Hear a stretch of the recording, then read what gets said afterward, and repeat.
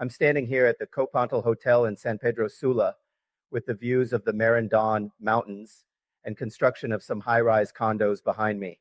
So this whole story started kind of accidentally. Frontier Airlines just launched new flights to San Pedro Sula, and since I'm a GoWild member, I thought, why not? Cheap, last-minute flight, low commitment, let's go. Then reality hit. I booked the ticket and thought, okay, I'm going to what just 10 years ago was named the most dangerous city in the world. What exactly am I going to do there? So before I even arrived, I started casually browsing real estate listings, not because I planned to buy anything, but because that's just how my brain works when I travel. That's when Hugo Perdomo from Remax reached out and said he'd be happy to show me around. I'll be honest, I was skeptical at first. San Pedro Sula has a reputation.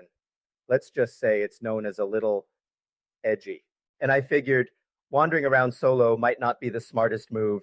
Having a local guide suddenly sounded like a very good idea. The day after I arrived, on a Sunday, Hugo met me at my hotel. No delays, no rescheduling. He took me around the city, showed me different neighborhoods, explained what's actually going on here versus what you hear in headlines, and that changed everything. One of the key stops was Zorzales del Merendón, a new residential project currently under construction. Let me explain the name, because it actually matters. Zorzales is a type of thrush common in Honduras, symbols of movement, elevation, and perspective. Merendón is the mountain range that frames San Pedro Sula, so the name basically translates to the birds of the Merendón Mountains. Once you see the views, it clicks immediately. This is a two-tower project, and even though only the first building is actively under construction right now, the scale and planning are obvious.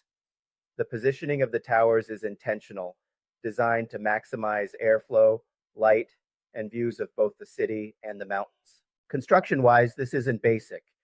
They're using post-tension slab construction, which is especially important here because earthquakes are common in this region.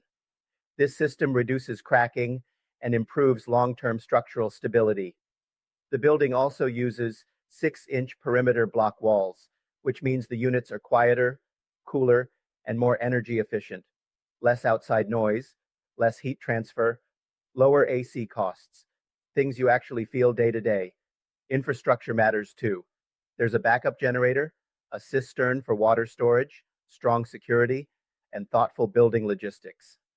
Layout-wise, levels 1 through 3 are parking. Level 4 is the social area, including the pool. Residential floors rise above that. I ended up choosing a 14th floor end unit, which was huge for me.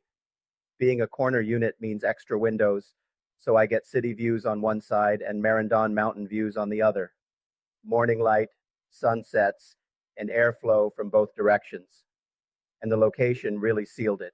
This is the southwest sector of San Pedro Sula, strategic, low traffic, and more exclusive. Easy access to key areas without sitting in constant congestion. Now here's the part that surprised me the most. Hugo didn't just show me a project and disappear. He went above and beyond. He took me to the mall so I could understand daily life here. We grabbed drinks together at the Hilton. The next day, he and his brother took me out to Tito's restaurant, and from there you can literally look out and see the city, and even spot the Zorzales del Merendón construction in the distance. At that point, this stopped feeling like a real estate tour and started feeling like hanging out with friends. And that's when it hit me. Is this just how realtors in Central America operate? They don't just unlock doors.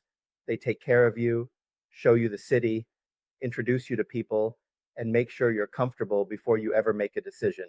Fast forward just a few days later, I somehow went from a last-minute Frontier flight to agreeing to buy a condo in Honduras.